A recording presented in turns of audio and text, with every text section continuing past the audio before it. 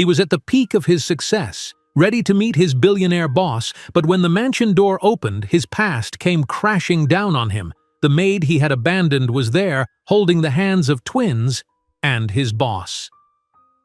The rain pelted against the windows of Whitaker Capital's 43rd floor office, turning Manhattan's skyline into a blurry watercolor. James Whitaker leaned back in his Italian leather chair, savoring the view of Central Park below. At 27, he embodied success. Harvard honors graduate, Wall Street prodigy, personal fortune estimated at over $50 million. The Whitaker name opened doors throughout the financial world, and James walked through them with the entitled confidence of someone born into privilege. The soft knock on his door came just after 6. Most employees had already left for the weekend, but James recognized that hesitant pattern. Amara Johnson, his secret diversion for the past 8 months. "Come in," he called, his voice smooth as expensive bourbon. Amara entered, closing the door quietly behind her. At 23, she carried herself with a quiet dignity that had first caught his attention during a late-night financial report. Her dark skin glowed even under the harsh office lighting, and her simple navy dress, clearly off the rack but carefully tailored, hugged her slender frame.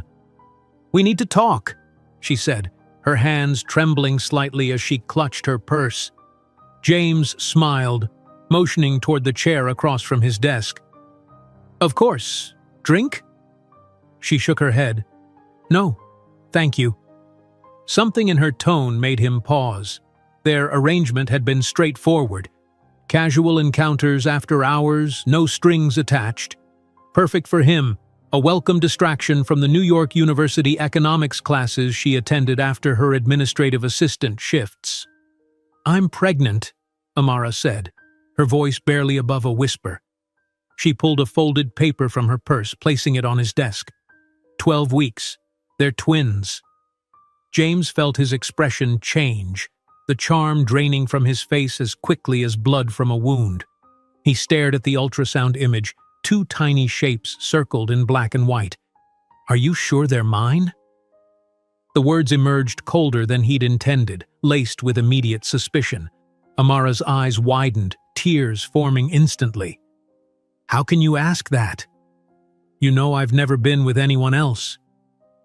James stood abruptly, turning to face the rain-streaked window, his silhouette outlined against the city lights. His mind raced through calculations, not financial ones, but personal.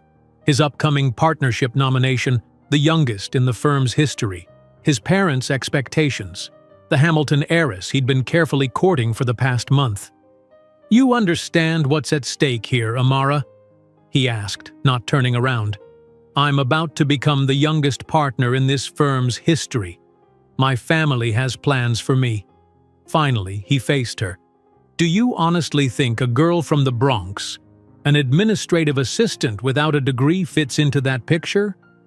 "I'm not asking you to marry me, James," she replied, her voice steadying despite the hurt in her eyes. "I just thought you should know that maybe you'd want to be part of their lives." He laughed, a sharp sound that cut through the room. "Part of their lives? You can barely support yourself? You live in that tiny apartment, split rent with 2 other people?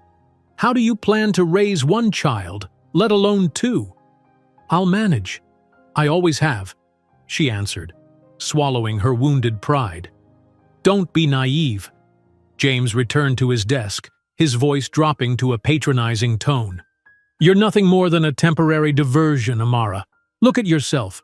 No connections, no resources, no real future. Do you really think you can offer anything to a child? You're just another girl trying to cash in." He opened his desk drawer, removed a checkbook, and wrote quickly, $50,000 to solve your problem. Use it for an abortion, adoption, whatever you prefer. But I want this to disappear." Amara stared at the check, not reaching for it. "I don't want your money." His frustration mounted. "Then what is it?" "More? You're thinking about child support? Forget it. I have the best lawyers in Manhattan. You'll never prove anything." "I don't want your money," she repeated, rising from her chair. "I just thought you should know." As she moved toward the door, James felt panic rising. This wasn't going according to plan. "If you walk out that door with those children, you're on your own, and I'll make sure you never get another job at any Wall Street firm. Nobody hires problems, Amara." She paused, hand on the doorknob, but didn't look back as she left. The next morning, Amara arrived at work to find her desk cleared, personal items packed in a cardboard box. The HR director handed her termination papers citing inappropriate workplace conduct. Just like that, unemployed, pregnant with twins, and with barely enough savings for 2 months' rent. That evening, shivering in her apartment's shared bathroom, Amara stared at her phone, gathering courage to call her parents. Her father, a devout Jamaican immigrant who preached at a small church in Queens, had always spoken of family values. "Daddy," she whispered when he answered, "I need help. I'm in trouble." The silence on the line stretched for seconds before his voice came, hard as stone. "What kind of trouble?" "I'm pregnant." Another pause. "The father? He doesn't want to be involved." Her father's response came like a slap. "I didn't raise my daughter to be an unwed mother. You fix this situation or don't come home." The call ended, and with it, Amara's last safety net. Over the next weeks, Amara's life crumbled and rebuilt itself in harsh new patterns. Her roommates gave her 30 days to find a new place. "We can't have crying babies here." She secured a receptionist position at a veterinary clinic by wearing a loose blouse that hid her growing bump. Evenings, she served tables at a diner in the financial district, occasionally glimpsing former colleagues who never quite recognized her in the unflattering uniform. After midnight, she typed medical transcriptions as a freelancer, earning pennies per word while battling morning sickness that cruelly came at night. Between shifts, she attended prenatal appointments at a public clinic where a harried doctor told her, "Both boys appear healthy, but you need more rest." Amara had laughed bitterly. Rest? With 3 jobs? Counting coins for nutritious food, choosing between paying for the friend's couch she now slept on or buying prenatal vitamins, Amara still managed to continue her online economics courses. During 15-minute breaks at the clinic, she studied financial models on her phone, determined not to abandon her education. One evening, flipping through a financial magazine at the diner, she saw James's smiling face announcing his engagement to Victoria Hamilton, heiress to a banking fortune. The caption read, "Wall Street's Golden Couple." The image blurred as tears filled her eyes, but Amara didn't allow herself to cry. Instead, she straightened her spine, placed a protective hand over her swelling abdomen, and whispered to her unborn sons, "We don't need him. We'll make our own way." While crying herself to sleep that night, Amara couldn't possibly imagine that in 15 years, she would have the power to destroy James Whittaker's career with a single word. The image of James's smiling face in that magazine haunted Amara as she dragged herself to yet another job interview the following morning. Her resume impressed the interviewer, a middle-aged woman whose eyes lit up at Amara's experience with financial software and data entry. "Your qualifications are excellent, Ms. Johnson. When could you start?" Amara smiled, hope rising in her chest. "Immediately." Then she shifted in her seat, and the woman's gaze dropped to Amara's midsection, where her carefully selected blazer had ridden up slightly, revealing the curve of her 16-week pregnancy. "Oh," the interviewer's tone cooled instantly. "I see you're expecting." "Yes, but I assure you it won't affect my performance. I'm very dedicated and—" "We'll keep your resume on file," the woman interrupted, standing abruptly. "The position actually requires extensive travel, which I should have mentioned earlier. Probably not suitable for your situation." It was the 3rd interview that week to evaporate upon discovery of her pregnancy. By the 4th week of job hunting, Amara stopped trying to hide her growing belly and instead focused on positions where her condition might not be an immediate disqualification. Monday morning found her at Parkside Veterinary Clinic, her new workplace, forcing a bright smile as she greeted the first customers of the day. She had secured the receptionist position by emphasizing her organizational skills and deliberately wearing a flowing top during the interview with the elderly veterinarian who seemed more concerned with her ability to use the scheduling software than her personal circumstances. "Good morning. Welcome to Parkside. How can I help your furry friend today?" she asked a woman with a carrier containing a disgruntled cat while simultaneously fighting back another wave of morning sickness. Between appointments, she ducked into the bathroom, splashing cold water on her face. 6 more hours, she whispered to her reflection, then 4 hours at the diner, then transcription until 2 a.m. You can do this. By evening, her feet had swollen so badly that she had to loosen her sensible shoes before slipping into the red and white uniform of Millie's diner. The polyester fabric stretched uncomfortably across her growing belly as she balanced heavy trays, enduring lewd comments from drunk Wall Street types who never looked closely enough at her face to recognize the former administrative assistant who had once brought them coffee in gleaming corporate mugs. "Order up for table 7!" the cook shouted, sliding a plate of greasy burgers across the counter. Amara winced as she lifted the tray, her back screaming in protest. A customer at table 5, wearing a suit that probably cost more than her monthly income, snapped his fingers for her attention. "More coffee, sweetheart, and make it quick this time." She recognized him, a junior analyst from Whitaker Capital who had once asked her out only to be told she was seeing someone. He didn't recognize her now, his eyes sliding over her as if she were furniture. At 3:15 a.m., sitting at her tiny desk in the corner of her friend Lisa's living room, Amara squinted at medical terminology on her laptop screen. The couch that served as her bed was just visible in her peripheral vision, piled with her neatly folded clothes and the single suitcase containing everything she owned. "Bilateral pulmonary infiltrates consistent with pneumonia," she typed, her fingers moving mechanically while her mind drifted to the prenatal vitamins she needed but couldn't afford until payday. The $50 in her wallet needed to stretch for 3 more days of bus fare, lunch portions she could split between meals, and the weekly contribution to Lisa's utilities that kept her from feeling like a complete charity case. The following week, counting coins in the checkout line at the grocery store, Amara made difficult choices, putting back the fresh fruit for cheaper canned options, selecting the store-brand cereal instead of the one with added calcium. The cashier's pitying glance as she carefully counted out exact change burned worse than her aching feet. Between shifts, she still found moments to study. During 15-minute breaks at the clinic, she reviewed economics lectures on her phone, taking notes in a small spiral notebook.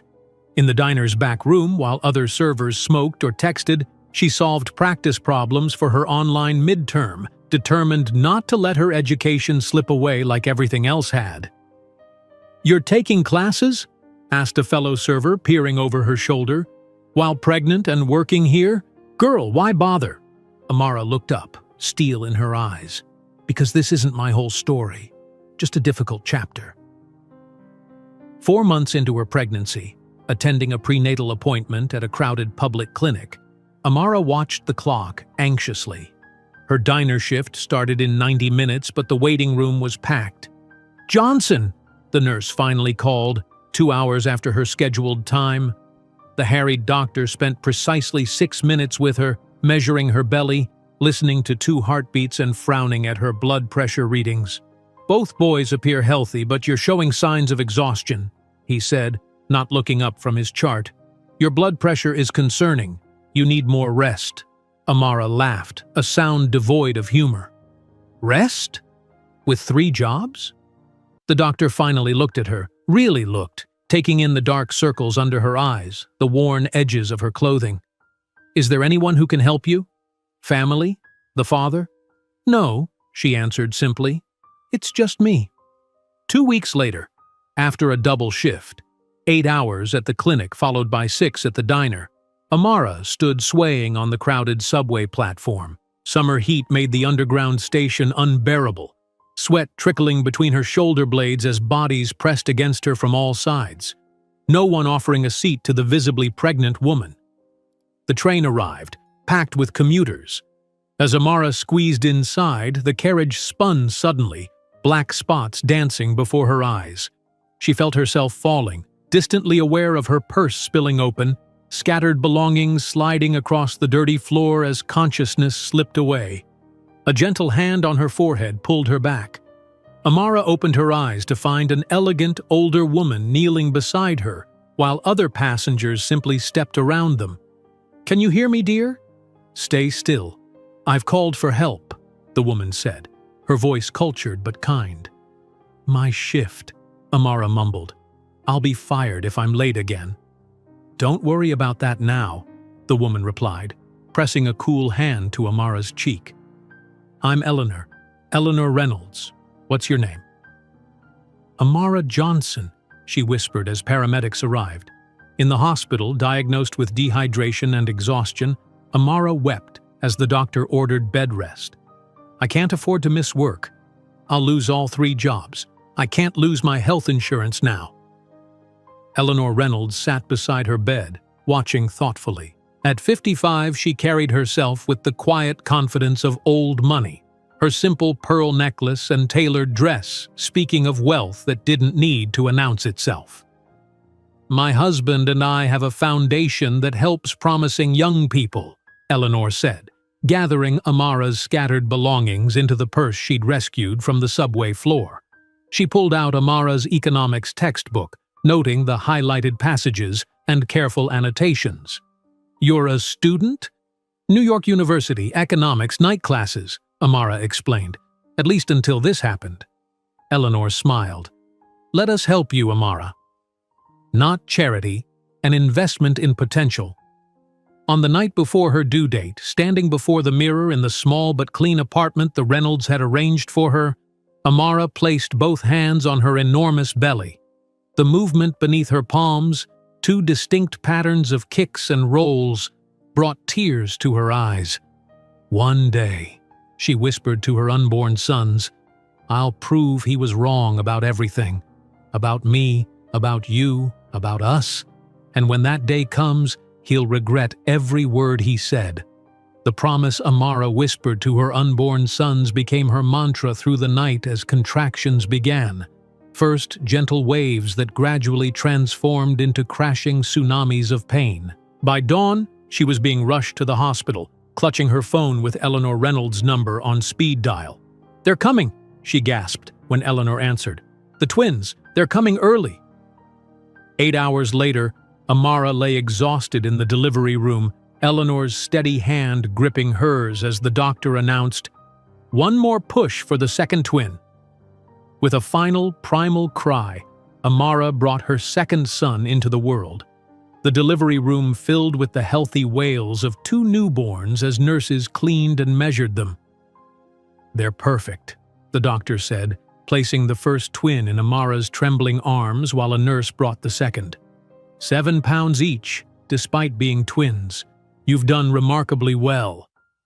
Tears streamed down Amara's face as she gazed at her sons, identical except for a small birthmark on the second twin's shoulder.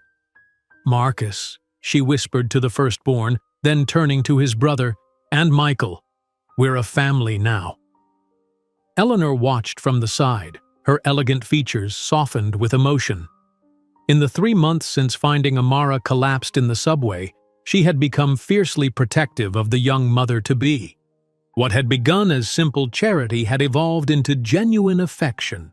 3 days later, Eleanor drove Amara and the twins to a modest apartment in a safe neighborhood near Columbia University. As she unlocked the door, Amara gasped.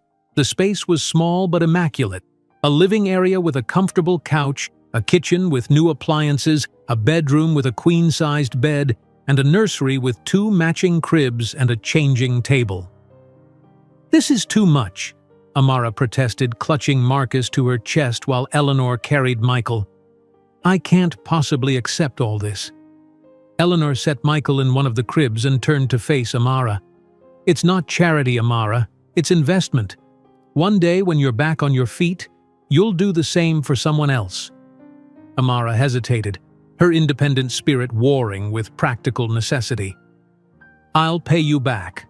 Every penny." "I know you will," Eleanor smiled, "though perhaps not in money. The desk by the window is for your studies. Alexander and I expect you to finish your degree." The following months established a grueling but manageable routine. Amara attended online classes during the twins' naps, studied while they nursed, and wrote papers with one hand while holding a baby with the other. The small stipend from the Reynolds Foundation covered her basic needs, and a part-time position as a data entry clerk at the Foundation's office provided both income and valuable experience. "You have a remarkable mind for systems," Eleanor observed one afternoon, watching Amara reorganize the Foundation's scholarship database. "You see inefficiencies that others miss." Amara looked up from her computer, dark circles under her eyes betraying her exhaustion. "I've had to learn efficiency. There's no room for waste when every minute counts." As the twins reached their first birthday, Amara received her undergraduate degree in economics with honors. The small celebration at the Reynolds Manhattan penthouse marked a turning point. No longer was she merely surviving, she was beginning to thrive. 2 months later, the world tilted again when Eleanor called Amara to her office, face grave. "The doctors found something," she said quietly. "Advanced pancreatic cancer. 6 months, maybe less." Amara felt the floor shift beneath her. "There must be treatments, specialists." "We're exploring every option," Eleanor assured her. "But I need to put my affairs in order just in case. The Foundation's work must continue." Over the next weeks, Amara reorganized Eleanor's schedule, managed her medical appointments, and gradually assumed many of her administrative responsibilities at the Foundation. Working late into the night after putting the twins to bed, she created systems to ensure Eleanor's vision wouldn't falter, even if Eleanor herself did. Alexander Reynolds, devastated by his wife's diagnosis, found unexpected solace in Amara's efficient competence. "Eleanor was right about you," he said one evening as they reviewed Foundation documents. "You have an extraordinary gift for seeing solutions where others see only problems." 4 months into Eleanor's treatment, during a rare good day when the pain medication was working effectively, she invited Amara to the garden of the Reynolds mansion. The autumn air was crisp, leaves turning gold and crimson around them. "You're the daughter I never had, Amara," Eleanor said, her once robust frame now fragile. "I need you to promise me something." "Anything," Amara replied, holding Eleanor's thin hand. "Continue my work when I'm gone. The Foundation needs your vision." She pressed an envelope into Amara's hands. "These are my recommendations to the board. I want you to lead the educational initiatives after I'm gone." Amara's eyes filled with tears. "I don't have the experience." "You have something better," Eleanor interrupted. "You have perspective. You know what it means to need a chance." She squeezed Amara's hand. "Promise me you won't let the past define your future. What James did—" "You know about James?" Amara asked, startled. Eleanor smiled weakly. "Alexander had you thoroughly vetted before we offered help. Standard procedure for potential Foundation recipients." 2 months later, Eleanor passed peacefully in her sleep. The funeral at St. Patrick's Cathedral drew hundreds. Politicians, philanthropists, education advocates, all paying respects to a woman whose quiet generosity had changed countless lives. Amara stood at the graveside, 25 years old now, holding the hands of her 2-year-old sons. Alexander Reynolds stood opposite, his imposing frame bent with grief, his face a mask of devastation. When the other mourners had departed, Amara approached the casket, placing a single white rose atop it. "I promise to continue your legacy," she whispered, "and I'll do more, much more." Later, as she helped Alexander organize the reception, she found herself supporting this powerful man as he broke down in private, away from the sympathetic glances of guests. She made phone calls, arranged cars, and ensured he ate something despite his protests. As she consoled Alexander Reynolds after the funeral, Amara didn't imagine that this man broken by grief would one day become not just her partner in rebuilding the foundation, but also the father her sons deserved. 3 years after Eleanor's death, the Reynolds Foundation headquarters had undergone a subtle transformation. Where once the offices had been elegant but traditional, they now hummed with innovative energy, glass walls replacing wood paneling, collaborative spaces encouraging new ideas. At the center of this metamorphosis stood Amara Johnson, now 28, presenting quarterly results to the Foundation's board. Our educational outreach has increased by 73% while administrative costs have decreased by 12%, she explained, standing confidently before the assembled executives. Her tailored navy suit and minimal gold jewelry projected competence and authority, a stark contrast to the frightened pregnant assistant who had once counted coins for bus fare. The Coding for All pilot program in Bronx public schools shows remarkable results after just 6 months, she continued, advancing to the next slide. 92% of participating students improved their math scores, and teacher feedback indicates heightened engagement across all subjects. The board members, mostly men in their 60s, nodded appreciatively. When Amara had first taken over Eleanor's educational initiatives, their skepticism had been thinly veiled.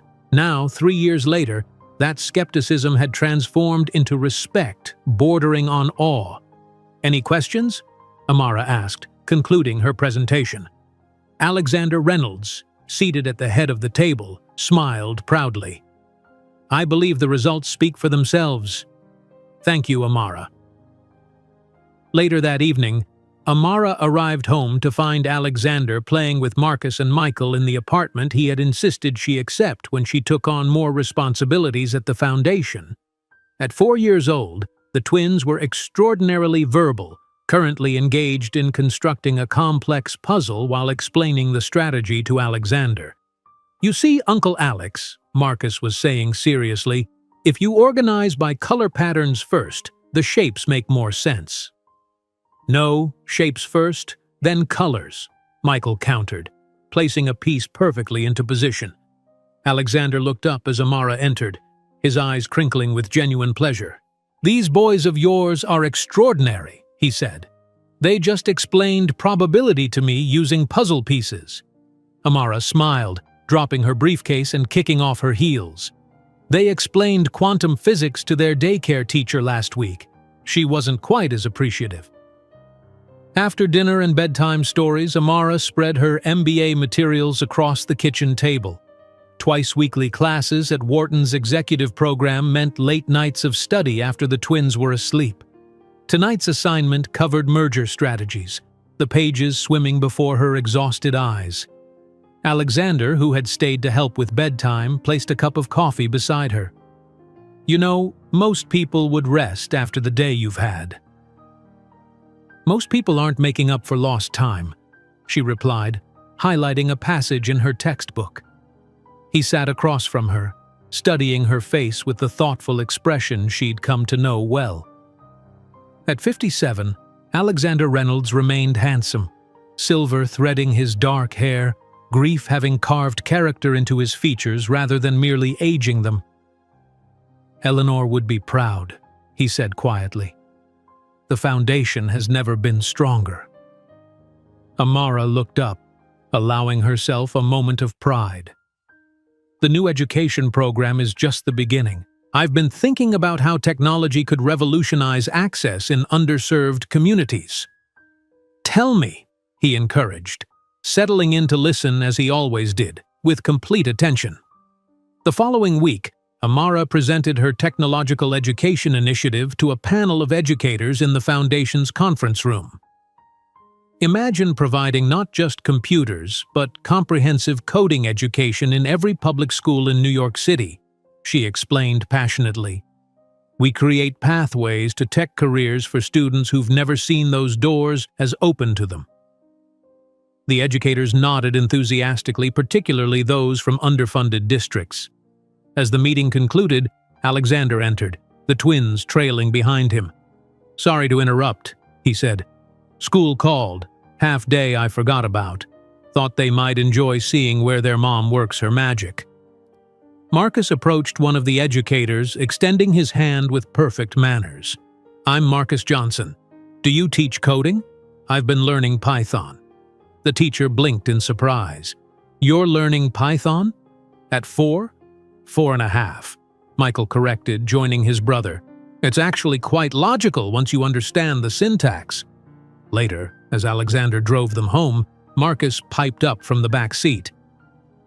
Mr. Reynolds, can I call you Uncle Alex, since you're always at our house anyway? Alexander's hands tightened on the steering wheel, emotion crossing his face. I'd be honored, Marcus. That weekend, at Alexander's country house in the Hamptons, he taught the boys to swim in the massive pool while Amara watched from beneath an umbrella, simultaneously reviewing applications for the Foundation's scholarship program. They're natural athletes, Alexander observed, climbing out of the pool and accepting the towel Amara offered. Michael has perfect form already.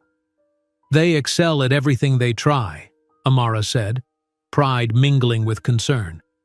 Sometimes I worry they're growing up too fast. You're giving them opportunities you never had, Alexander reassured her. That's a mother's job.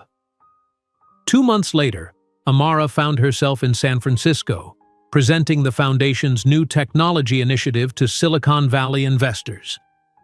Standing before the crowd in the gleaming conference center, she felt a momentary flashback to the frightened girl counting coins in a grocery checkout line. The contrast between then and now was so stark it almost made her dizzy.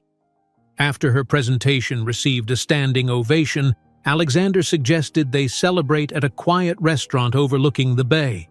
As they sipped wine and watched the sunset paint the water gold, he seemed uncharacteristically nervous. Amara, he finally said, setting down his glass. I know this may be inappropriate, but I've developed feelings for you. She froze, wine glass halfway to her lips. Alexander, I work for you. I have 2 children. I'm 10 years younger than you were when you married Eleanor. None of that matters to me, he replied gently. You're the most extraordinary woman I've ever known. Your intelligence, your determination, your heart, I admire everything about you. Amara set down her glass, heart racing. The last time I trusted a man like James, I would never be like him, Alexander interrupted firmly. Never, not for a second. What he did, the way he treated you, it's everything I despise. He reached across the table, not quite touching her hand. All I ask is permission to show you that not all men are like your ex. We can take it as slowly as you need. While agreeing to just dinner to see where this goes, Amara had no idea she was taking the first step toward creating not just a powerful romantic partnership, but also the family she and her sons deserved. A family that would one day make James Whittaker realize exactly what he had thrown away. That first dinner with Alexander in San Francisco bloomed into a courtship that progressed with deliberate care. Alexander never pushed, always asking permission before taking each step forward in their relationship. For Amara, who had known only James's casual cruelty and selfish entitlement, Alexander's considerate approach felt like discovering water after years in a desert. 2 years later, on a perfect spring morning, Amara stood in the garden of the Reynolds mansion, wearing a simple ivory-sheath dress that highlighted her elegant figure. At 30, she radiated confidence that the frightened 23-year-old could never have imagined possessing. Are you ready, Mom? 6-year-old Marcus asked, adjusting his miniature bow tie with serious concentration. Almost, Amara replied, bending to straighten his collar. How do I look? Beautiful, Michael answered, identical to his brother except for the small birthmark on his shoulder.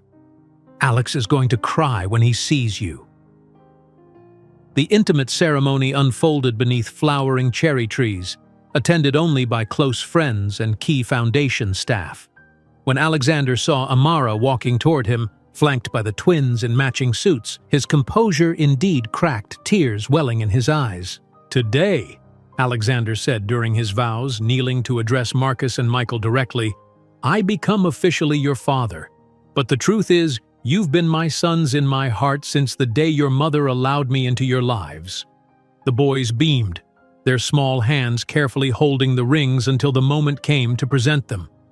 Afterward, as guests mingled during the reception, Michael tugged at Alexander's sleeve. "Can I call you Dad now?" he asked, his voice uncertain. "For real?" Alexander lifted the boy, eyes glistening. "I would be honored, Michael. Nothing would make me prouder." 1 month later, in a judge's chambers, the adoption papers were signed. Alexander Reynolds legally became father to Marcus and Michael Johnson, who would now carry the Reynolds name. The boys, understanding more than most children their age, recognized the significance of the moment. "This means we're a real family now?" Marcus asked as they left the courthouse. "We were always a real family," Amara answered, squeezing his hand. "This just makes it official on paper." That autumn, Amara settled into her new office at the Reynolds Foundation headquarters, admiring the nameplate on the door, Amara Johnson Reynolds, co-president. With her MBA completed and a clear vision for expanding the foundation's educational initiatives, she had earned the title through merit, not marriage. "The mayor will be here in 10 minutes, her assistant announced, interrupting her moment of reflection. Amara nodded, reviewing her presentation one last time. The Coding for All program represented her most ambitious project yet, a comprehensive initiative to bring technology education to every public school in New York City, starting with the most underserved districts. The mayor arrived with his education commissioner, both skeptical but willing to listen. By the end of Amara's presentation, their skepticism had transformed into enthusiasm. "This could transform outcomes for thousands of students," the commissioner acknowledged. "But the budget, the foundation will cover implementation costs for the first 3 years, Amara explained. "We're investing in these children's futures, and by extension, the city's future." That evening, Amara returned home to find Marcus hunched over her laptop, his small fingers flying across the keyboard with surprising dexterity. "Mom, look what I made," he called excitedly. "It's a program that learns from mistakes." Amara peered over his shoulder, expecting a simple child's project. Instead, she found herself looking at surprisingly sophisticated code, a rudimentary algorithm that could adapt based on user input. "How did you learn to do this?" she asked, amazed. Marcus shrugged. "I watched some videos. It's not that hard once you understand the logic." The following day, Amara showed Marcus's code to the Foundation's senior engineers. Their impressed expressions confirmed her suspicion. Her 6-year-old had created something genuinely innovative. "This is remarkable," said the lead engineer, scrolling through the algorithm. "The learning function is crude but conceptually sound. Some adults with computer science degrees couldn't build this." Alexander studied the code thoughtfully when Amara showed him that evening. "Amara, this could be the beginning of something significant. You should patent this." She laughed. "It's just a school project from a 6-year-old. "An extraordinary 6-year-old, Alexander countered. "And you have the vision to transform this into something revolutionary. Think about it. Adaptive learning software designed by a child who understands intuitively how children learn." 3 months later, Amara sat in a small office space she'd leased near the Foundation headquarters, addressing a group of programmers and education specialists she'd recruited for a new venture, Amara Tech. "Our mission is simple but ambitious," she explained, standing before a whiteboard covered with flowcharts. "We're creating educational software that adapts to each child's learning style and pace, identifying knowledge gaps and adjusting in real time." One programmer raised his hand. "And this core algorithm was really developed by your 6-year-old son?" "The seed of it, yes," Amara confirmed. "We've refined and expanded it, but Marcus's understanding of how frustrating learning can be when the program doesn't adapt, that's the heart of our approach." As Amara Tech took shape, the twins became regular visitors to the office, watching with pride as their mother built something new. They accompanied her to school implementations, beaming as other children used technology bearing their family name. The New York Times business section ran a profile. Former administrative assistant leads revolution in educational technology. The article outlined Amara's journey without mentioning James by name, describing only early hardships that informed her commitment to creating opportunities for others. Standing at her office window one evening, watching the city lights come alive as darkness fell, Amara reflected on the distance she had traveled. From counting coins for bus fare to heading both a foundation division and her own company, from sleeping on a friend's couch to the spacious family home she now shared with Alexander and the boys. Later that night, during a celebratory dinner marking Amaratech's first million-dollar contract with the New York City school system, Alexander raised his glass. "To Amara," he said, his voice warm with pride, "who proves every day that determination overcomes any obstacle." The twins clinked their juice glasses against the adults' wine glasses, Michael adding, "And to Dad for believing in Mom when that other guy didn't." A moment of silence followed his innocent comment before Alexander smoothly redirected. "And to both of you brilliant young men who inspire us every day." As they toasted, Amara had no idea that in just 5 years, her company would be valued in billions, an empire built upon the talent that James Whittaker had once considered worthless. 5 years passed like a whirlwind, transforming Amaratech from a promising startup into a technological powerhouse. Amara, now 34, stood at the floor-to-ceiling windows of her corner office, watching Manhattan glitter 40 stories below. Her reflection showed a woman who bore little resemblance to the desperate, pregnant assistant who had once counted coins for bus fare. Designer suit perfectly tailored to her athletic frame, hair styled in an elegant bob, subtle makeup enhancing features that had grown more confident with each passing year. Her assistant's voice came through the intercom. "The California Department of Education contract is ready for your signature, Ms. Johnson Reynolds." "I'll be right there," Amara replied, gathering her tablet as she strode into the sleek conference room where her executive team waited. The contract before her represented a $50 million implementation of Amaratech's adaptive learning software across California's public school system, the 7th state to adopt their platform. As she signed her name with a Mont Blanc pen, a gift from Alexander on their 3rd anniversary, she couldn't help but remember James's words. "You don't pass to more than a temporary diversion, Amara. Look at yourself. No connections, no resources, no real future." Now her company occupied 3 floors of a Manhattan skyscraper, employing over 300 people dedicated to revolutionizing education through technology. And at the heart of it all remained the algorithm that Marcus had first conceptualized at 6 years old. "Mom, they're ready for us downstairs," called 11-year-old Marcus, appearing at the conference room door with his twin brother.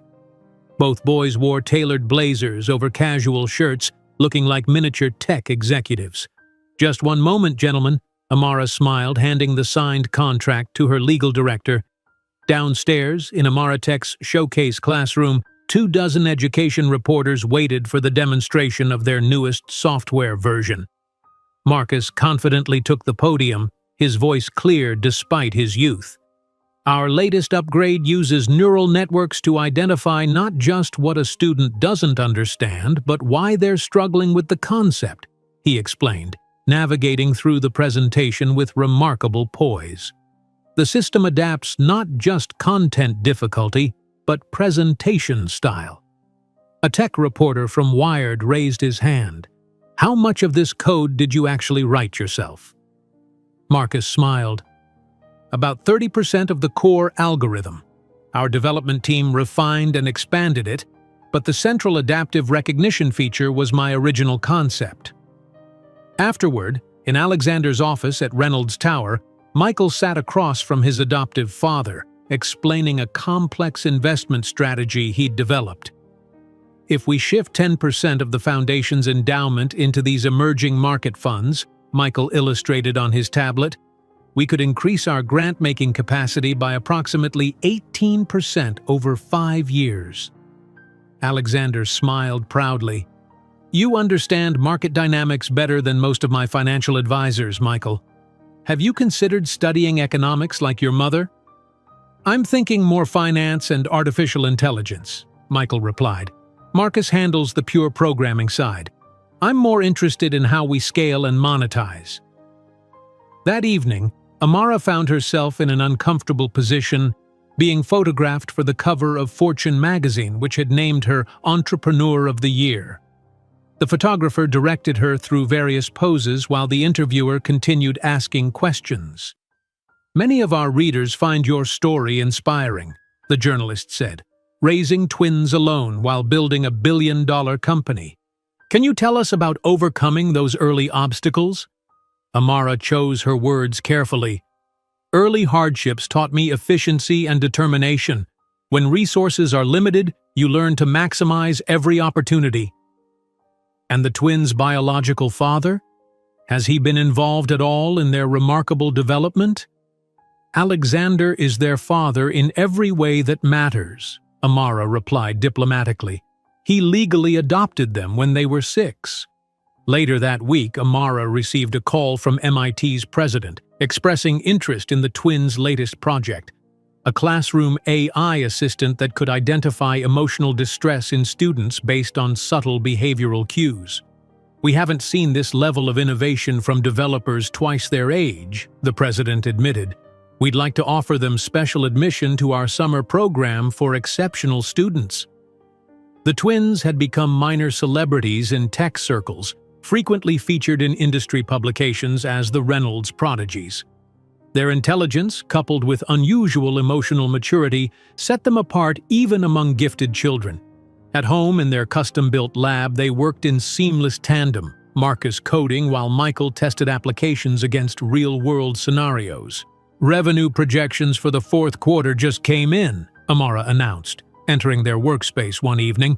We've officially crossed the billion-dollar valuation threshold. The boys looked up briefly, more interested in their current project than financial milestones. That's great, Mom, Marcus said. Hey, can you test this new module? It's supposed to recognize when a student is confused, but too embarrassed to ask for help. Amara felt Alexander's arms wrap around her from behind as she watched the boys return to work. You've built something extraordinary, he whispered, and this is just the beginning. The following month brought an unexpected development. Representatives from Tech Future, one of the world's largest technology companies, requested a meeting. Their proposal was direct: $3 billion to acquire Amara Tech outright. $3 billion is our final offer, stated their chief acquisition officer across the polished conference table. It's more than generous for a company with your current revenue stream. Amara studied the executives, 3 men in expensive suits, confident they could buy anything they desired. They reminded her of James, with their entitled expectations and thinly veiled impatience. I appreciate your interest, she replied calmly, but Amara Tech isn't for sale. Our mission extends beyond monetary value. The executives exchanged glances, clearly unaccustomed to rejection. Ms. Johnson-Reynolds, perhaps you should discuss this with your board. This opportunity won't remain open indefinitely. I am the majority shareholder, Amara responded, and my decision is final. That evening, she discussed the offer with the twins over dinner in their penthouse overlooking Central Park. $3 billion is substantial, she acknowledged. I wanted to make sure you both agree with my decision to decline. Marcus twirled pasta on his fork thoughtfully. Of course, Mom. We still have too much to accomplish. Their corporate structure would slow innovation. Michael nodded in agreement. Besides, their educational division is primarily profit-driven. Our mission is more important than maximizing shareholder value. Alexander smiled, raising his glass. 2-hour journey. From a borrowed couch to all this. As they clinked glasses, Amara felt a profound sense of fulfillment. Her sons were growing into extraordinary young men. Brilliant but compassionate, privileged but grounded, Alexander had provided the stability and paternal love they deserved. while she had created both professional success and a nurturing home. By refusing $3 billion with the same ease that James had once offered her $50,000, Amara didn't imagine that her decision would place Amara Tech squarely on the radar of a man whose company was desperately seeking new opportunities to survive. The decision to refuse Tech Future's $3 billion offer proved prescient. Within months, Amara Tech's valuation climbed to $5 billion as news of the twins' latest innovation spread through the education and technology sectors. Amara found herself at the center of a whirlwind of activity, preparing for what would be the Reynolds Foundation's most significant event of the year, the annual Tech Education Summit. Standing in her expansive office overlooking Central Park, Amara reviewed the final details for the summit with her executive assistant. The Metropolitan Museum of Art had been transformed into a showcase for cutting-edge educational technology, with the Reynolds Foundation sparing no expense to create an event that would attract the most influential figures in both education and technology. The governor confirmed his attendance this morning, her assistant noted, along with the CEOs of 5 major tech companies and the education ministers from 3 countries. Perfect, Amara nodded, mentally checking off another item on her extensive list.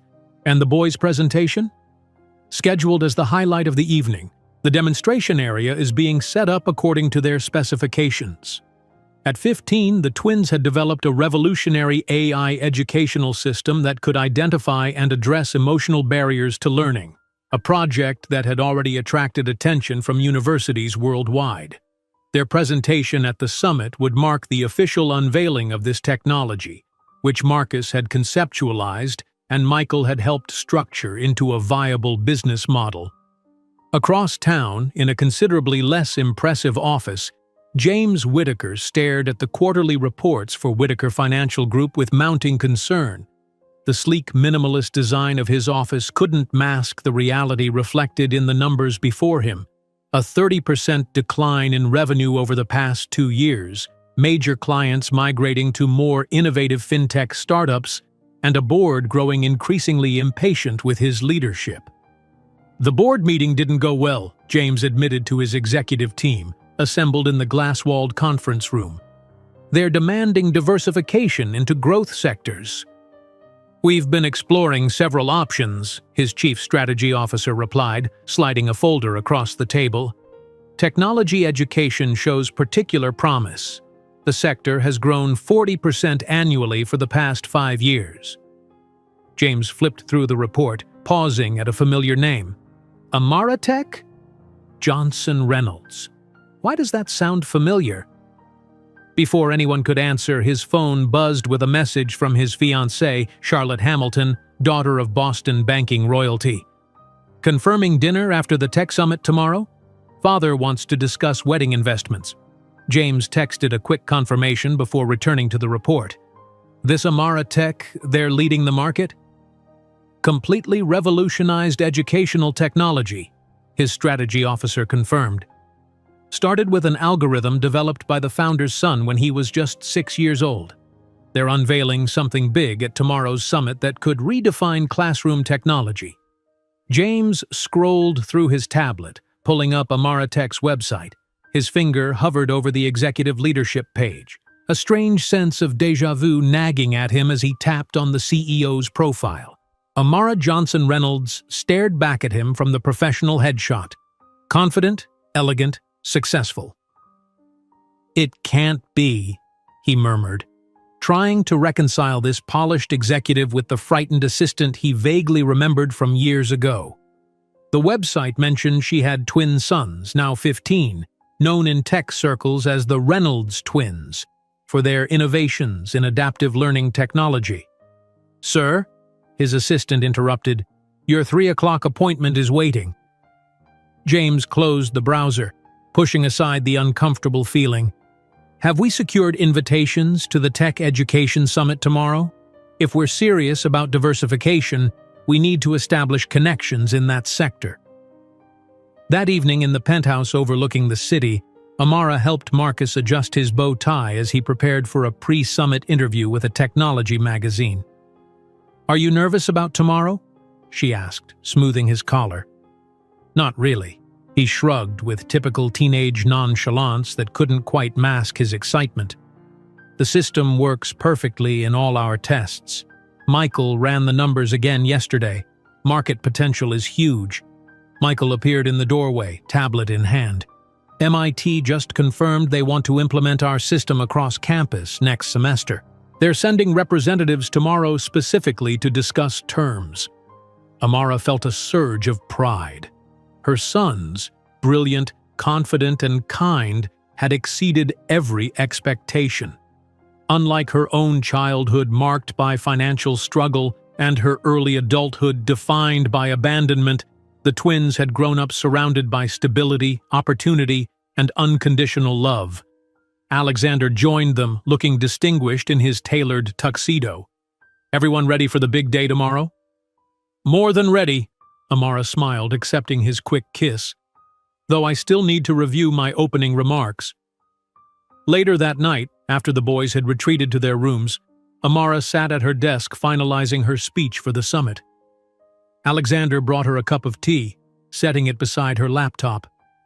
15 years, he said quietly, looking at a family photo on her desk, the four of them laughing during last summer's sailing trip. "Sometimes I can hardly believe how far we've come since Eleanor found you." "I think about that every day," Amara admitted. "How different everything would have been without her kindness, without you." The next morning brought a flurry of activity.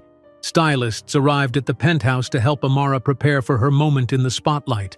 The crimson gown she'd chosen, custom designed by a leading fashion house, contrasted beautifully with her skin and highlighted the confidence she'd developed over years of standing her ground in male-dominated boardrooms.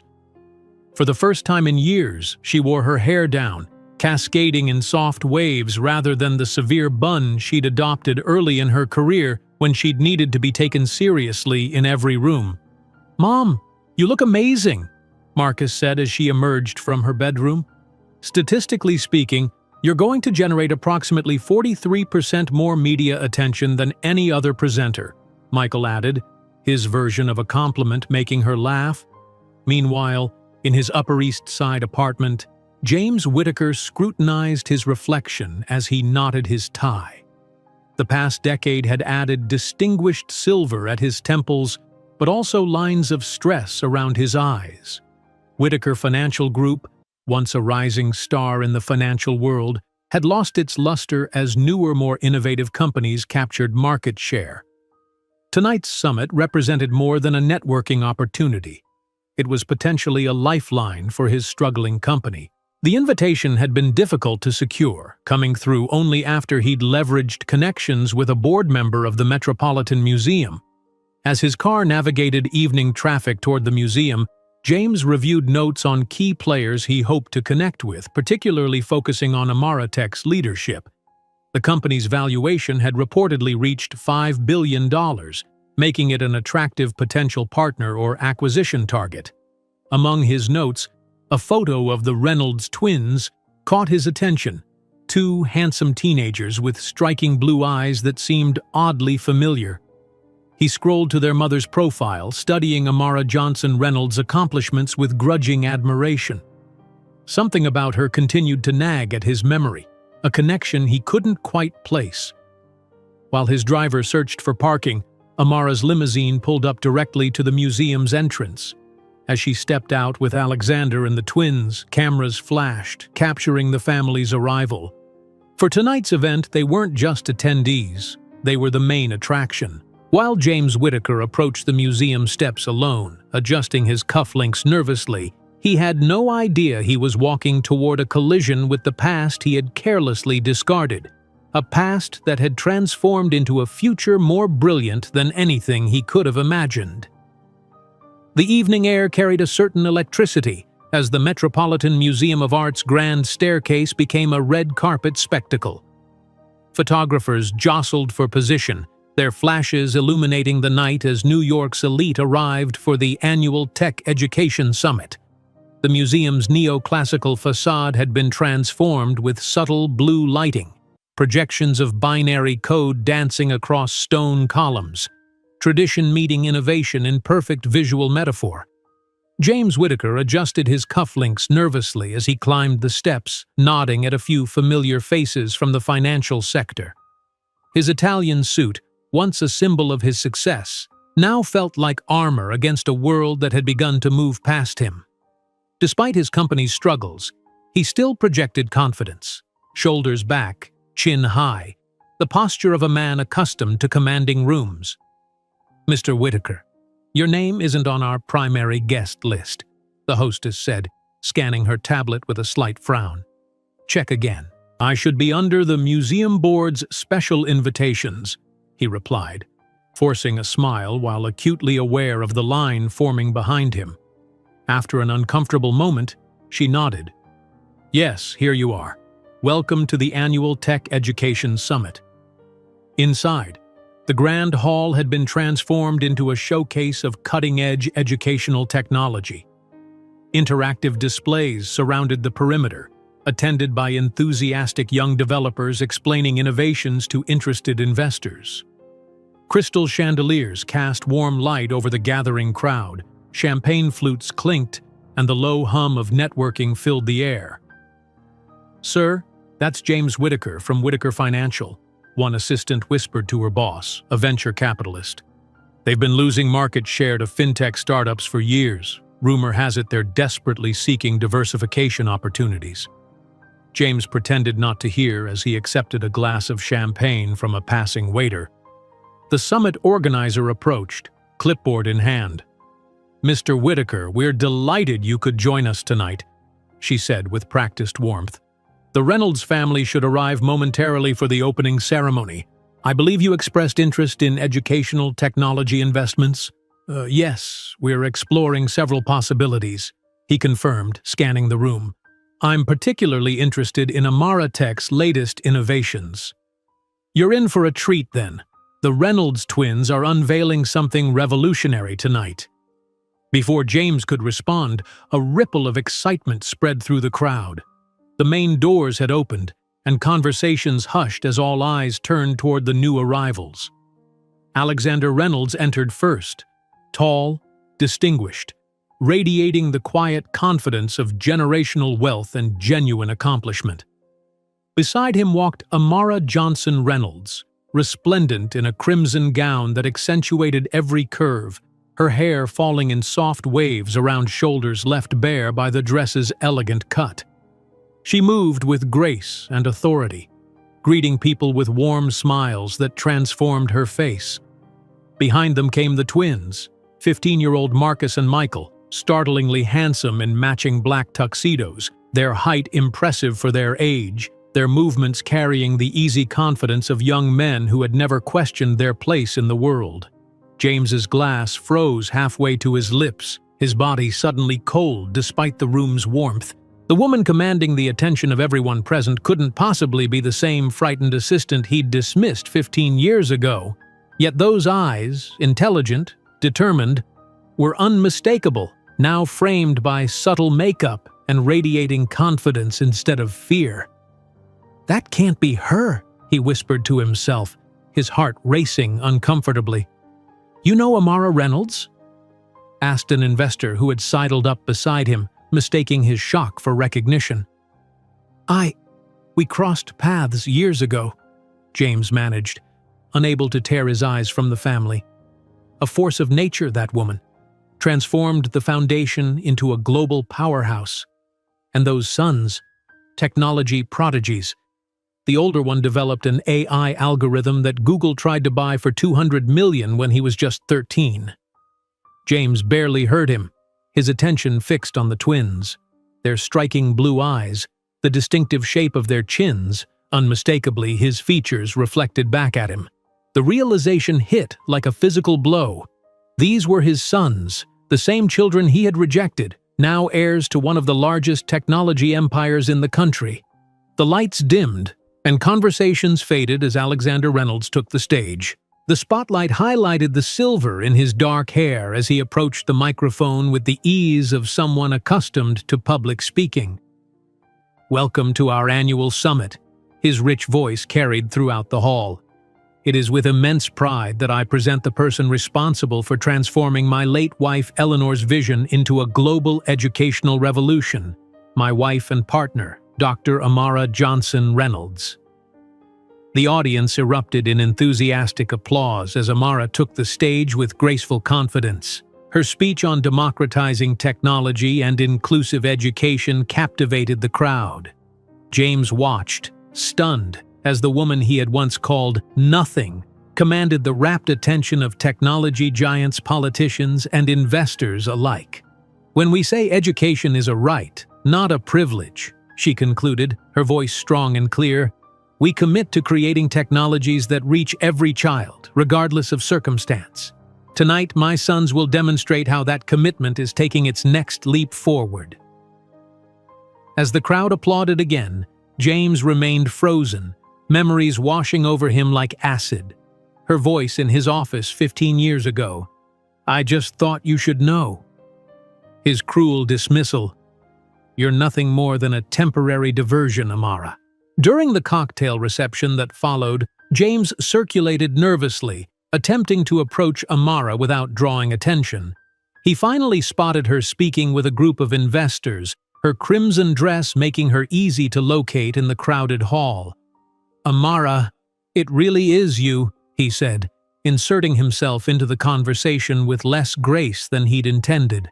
The smile on Amara's face froze momentarily, her eyes registering recognition before turning cold as ice. "James Whittaker." What a surprise. "You know each other?" one of the investors asked, sensing the sudden tension. "Briefly, many years ago," Amara replied with a calculated smile. "Mr. Whittaker worked in the same building when I was starting my career." The deliberately diminutive description didn't go unnoticed. James swallowed hard, searching for words. "You seem to have prospered," he finally managed. "We have prospered," she corrected as Alexander approached with the twins. "Darling, this is James Whittaker from Whittaker Financial. James, my husband Alexander, and our sons, Marcus and Michael." Alexander shook James's hand cordially. "Whittaker Financial? I believe we received a proposal from your company recently. Something about a partnership in educational technology?" "Yes, exactly," James stammered, unable to look away from the teenagers who clearly had no idea who he was. "Interesting," Alexander responded. "Unfortunately, our investment committee has already decided to decline. Questions of value alignment." The twins observed James with curiosity. "You look familiar," Marcus commented, tilting his head slightly. "Just one of those coincidences," Amara interjected smoothly. "Michael, why don't you and your brother show the governor the prototype of the new system? I'm sure he'll be impressed." With his heart racing and hands trembling, James realized he was staring into the eyes of the children he had abandoned, now worth more than his entire company. As they walked away, he felt a crushing weight of recognition, not just of what he had lost, but of what he had thrown away. As the twins moved away with Alexander, James's desperate eyes followed them before snapping back to Amara. "Please," he said, his voice barely audible above the elegant hum of the gala. 5 minutes. That's all I'm asking for." Amara studied him for a moment, her expression unreadable. The confident woman before him bore no resemblance to the frightened assistant he'd once dismissed. "Follow me," she finally said, turning without waiting to see if he would comply. She led him to a secluded terrace overlooking the museum gardens, strategically visible through glass doors but far enough from the crowd to prevent eavesdropping. Alexander remained inside, positioned where he could observe them while respecting Amara's ability to handle the situation. James followed her into the cool night air, the city lights creating a glittering backdrop. "Amara, I had no idea." "What exactly had you no idea about, James?" she interrupted, her voice controlled but razor-sharp. "That I would succeed? That I would not only survive but thrive? Or that those 2 brilliant young men are yours biologically?" "All of it," he admitted, running a hand through his graying hair. "I was young, stupid, scared. And I was pregnant, alone and desperate, she countered, her composed exterior belying the old anger underneath. What an interesting conversation about circumstances. James shifted uncomfortably, the expensive fabric of his suit suddenly feeling constrictive. You've become remarkable. Everything you've built. Yes, remarkable, Amara said with cutting precision. Someone with value, someone who matters. Does that surprise you, James? That the girl from the Bronx who you said would never be anything actually became something? On the terrace nearby, a small group of guests had stepped outside for air, their attention gradually drawn to the intense conversation.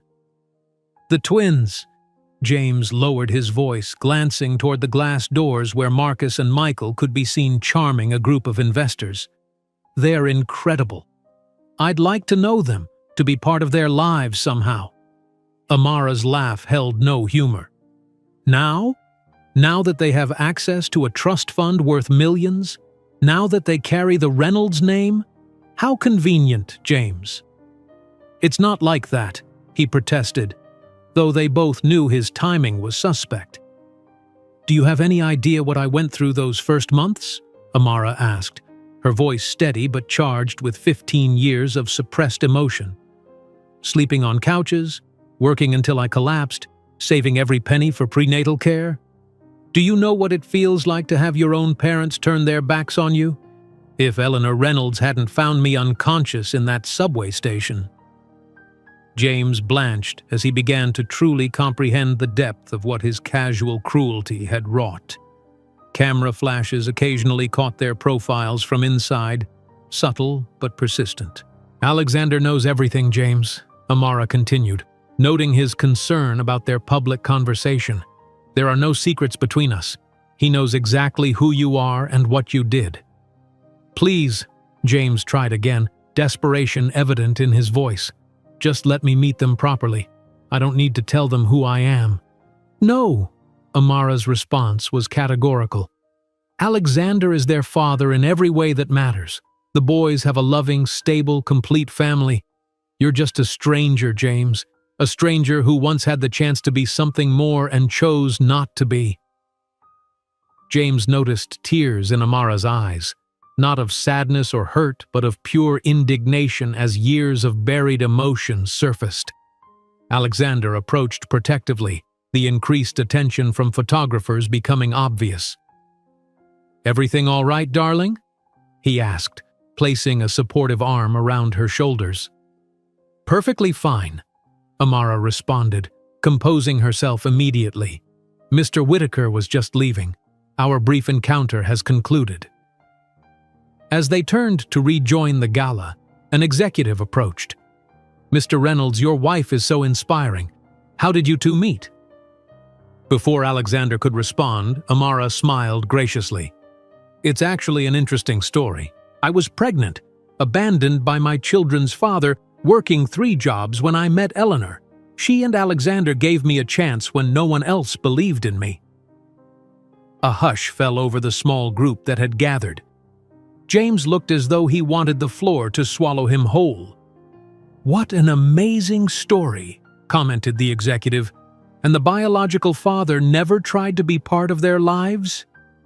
He made it very clear he wanted no connection, Amara replied with a serene smile. Said I would never be anything but a problem.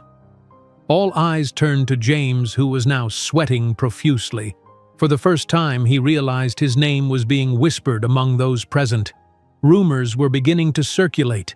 At that moment, the twins returned, excited about the reception their project had received.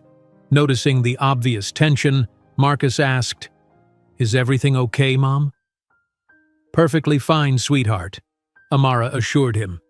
Mr. Whitaker was just reminding me of a very important lesson I learned long ago. Some people can't recognize value when they hold it in their hands. Michael studied James with the analytical gaze he usually reserved for complex algorithms. You really do look familiar. Have we met before? No, James managed, his throat dry. Just one of those faces, I suppose, The twins exchanged glances, a silent communication passing between them that spoke of their extraordinary connection. "Boys," Alexander interjected smoothly, "the MIT representatives are asking for another demonstration. Shall we?" As the twins moved away with Alexander, Amara lingered for one final moment. "Goodbye, James. I suspect your proposal to the Reynolds Foundation will receive its formal rejection tomorrow. As Alexander mentioned, values alignment." James stood alone on the terrace watching through the glass as Amara rejoined her family. They moved through the crowd as a unit, Alexander's hand protectively at the small of her back, the twins flanking them, their matching profiles causing several guests to comment on the strong family resemblance. A photographer approached James. "Mr. Whitaker, isn't that Amara Johnson Reynolds? I heard you two have history. Care to comment on the rumors that you're the twins' biological father?" While the journalist awaited his response, James realized he stood at the edge of a precipice. Denying would be a lie easily exposed. Confirming would publicly admit abandoning two prodigies now worth more than his entire empire. Either choice could destroy everything he had built. "Mr. Whitaker, is there any truth to the rumors that you're the biological father of the Reynolds twins?" The journalist's question hung in the air as James stood frozen on the museum terrace, the glittering Manhattan skyline a stark contrast to the darkness spreading through his chest.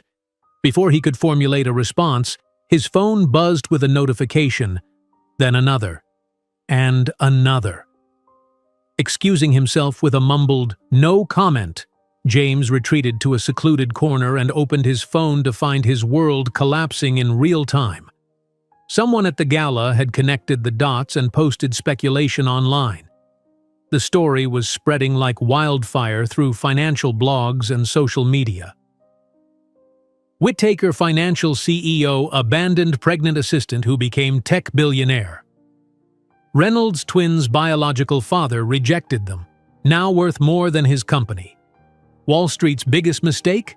James Whitaker turned away future billions. By morning, James's personal and professional life lay in ruins. He sat in his bedroom, tie undone, watching financial news as analysts discussed the implications for Whitaker Financial Group. "This revelation couldn't come at a worse time for the struggling firm," a commentator explained. "With shares already down 30% this quarter, questions about Whitaker's character and judgment have spooked investors further. The stock is down an additional 27% in pre-market trading." His phone rang. Charlotte, his fiancée. With a deep breath, he answered. "I can explain," he began. "Save it, James," Charlotte interrupted, her voice ice-cold. "The dinner tonight is cancelled. Father has instructed his PR team to issue a statement distancing our family from you. The engagement is off." "Charlotte, please.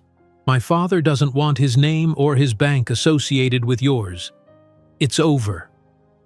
The call ended abruptly, leaving James staring at the phone. An emergency board meeting had been called for 9 o'clock. The message from his chairman was terse. "Damage control. Bring your resignation letter as a contingency."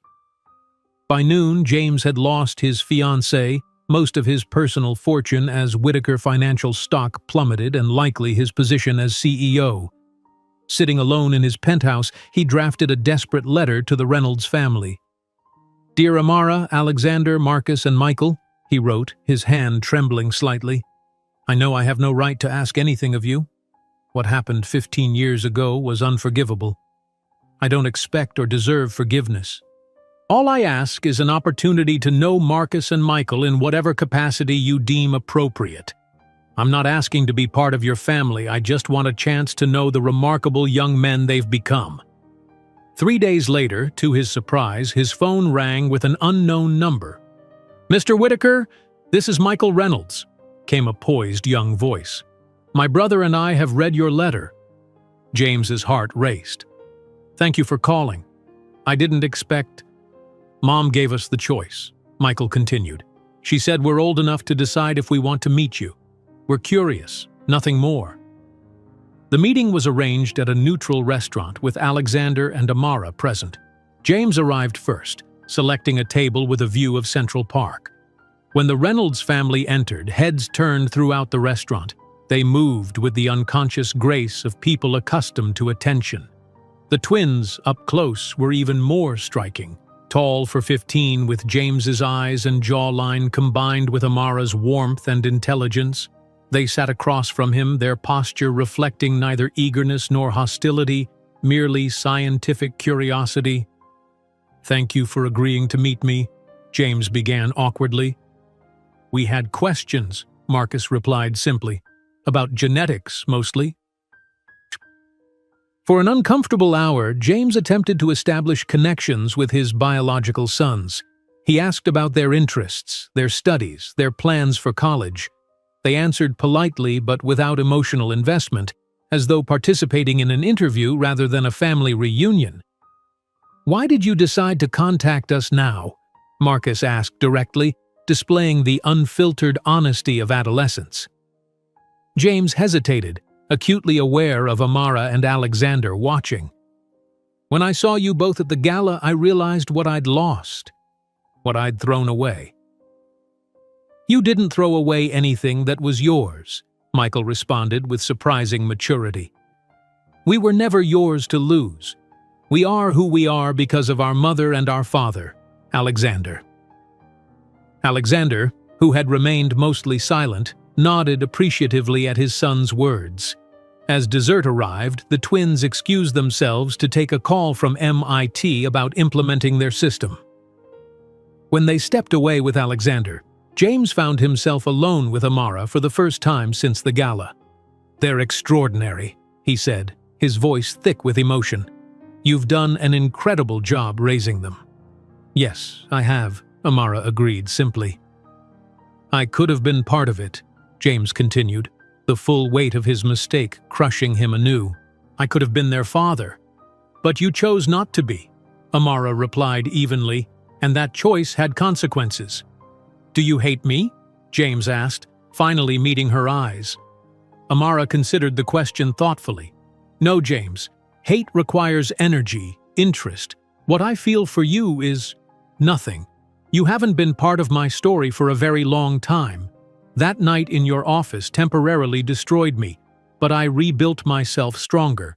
If there's anything I should thank you for, it's showing me early on that I could only count on myself.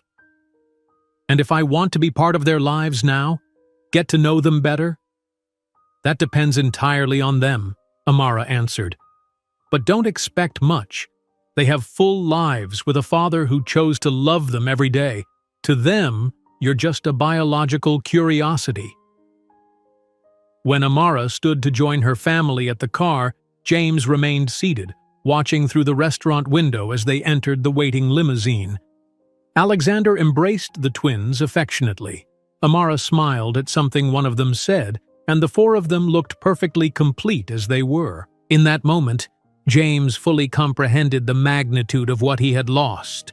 Not just the chance to father two extraordinary young men, not just the connection to a remarkable woman who had become far greater than all his dreams, but the opportunity to be a better person than he was. As the limousine pulled away, James realized the true emptiness wasn't in their lives, which would continue to prosper and remain complete without him, but in his own. The choices he had made 15 years earlier hadn't just affected Amara and the twins, they had defined who he had become, and now it was too late to rewrite that story. If you enjoyed today's video, I'm sure you'll love the next one. Don't waste time. Just click on the screen.